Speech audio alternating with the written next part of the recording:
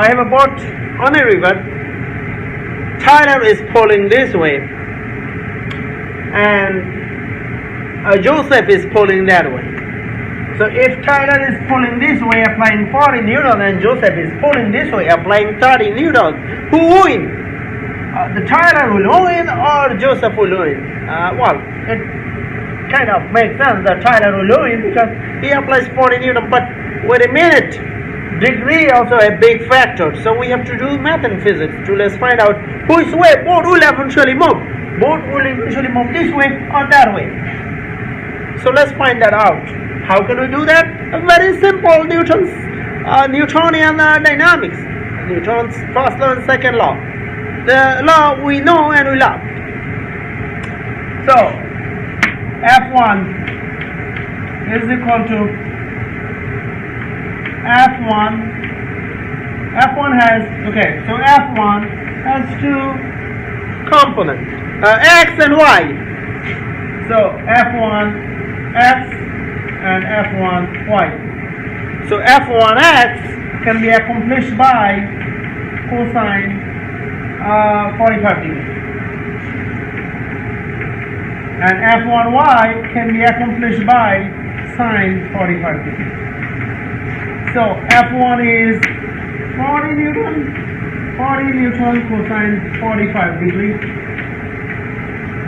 and 40 Newton sine 45 degrees, 28.3 Newton and 28.3 Newton. Now they both are positive because we are actually dealing on the positive quadrant. So this is positive and positive, negative and positive, negative and negative, positive and negative. Okay, now let's find F sub 2. F sub 2 has a two component, F2x, F2y. So F2, that can be accomplished by again cosine theta. So cosine, in this case is 37 degrees, so you're going to write 37 degrees.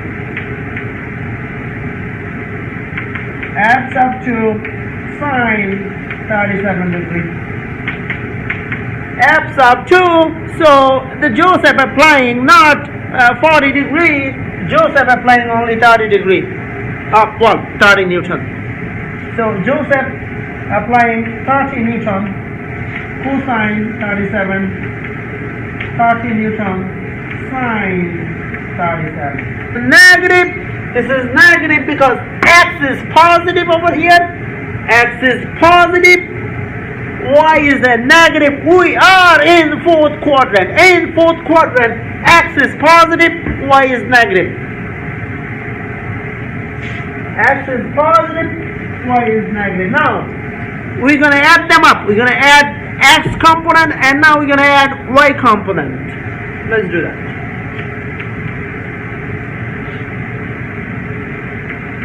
F1x plus F2x.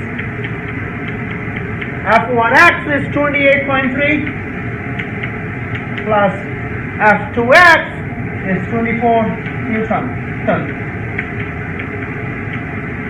Now Fy, F1y, F2 plus F2y or minus F2y is minus F2y, minus F2y. This is plus F2y because X and Y both are positive. However, here Y is negative. So this is F1y 28 Newton minus F2y is negative 18.1 Newton. 1 Newton, so 10.2 Newton. So now how can we find the resultant force? Pythagorean theorem. So we're going to do Pythagorean theorem. We know the two components. How can we accomplish the F, the resultant force? So the resultant force F, the resultant force could be F sub x squared plus F sub y squared. F sub x squared is 52.3 square plus F sub y is 10.2 square, 53.3 Newton. So the boat net force is 53.3 Newton. Okay, now understand that Tyler applying 40 Newton and Joseph applying 30 Newton. 30 plus 40, 70 Newton. Why our net force is not 70 Newton, is less than 70 Newton, in fact it's 53 Newton? Is because Tyler and Joseph, they are not applying the force to the same direction. Tyler applying the force 40 degree to the north and east, and Joseph applying force 30 Tyler applying